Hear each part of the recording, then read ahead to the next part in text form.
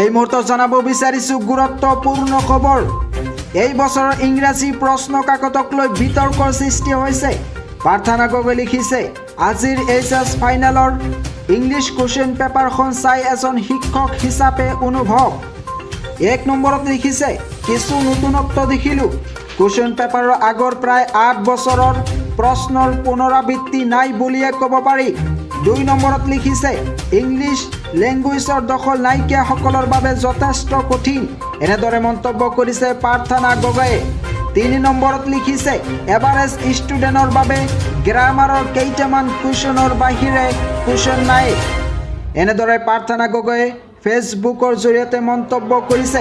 তাৰে 4 নম্বৰত লিখিছে, নলেজৰ কুৱেশ্যন কম। 5 নম্বৰত লিখিছে, কুৱেশ্যন পেটাৰ্ণ সলনি কৰিছে। ষ্টুডেণ্টক স্কলাৰ বুলি ভাবি পেপাৰ কটা হৈছে। এনেদৰে মন্তব্য কৰিছে প্ৰাৰ্থনা গগৈয়ে। তাৰে 6 নম্বৰত লিখিছে, ষ্টুডেণ্টক হতাশ কৰি বেয়া কৰিছে ৰাজ্য চৰকাৰে। 7 নম্বৰত লিখিছে, কিছুমান প্ৰশ্ন পাঠৰ মুখ্য বিষয়ৰ পৰা আঁতৰি গৈছে। জটিলকৈ সোধা প্ৰশ্নৰ সংখ্যা অধিক।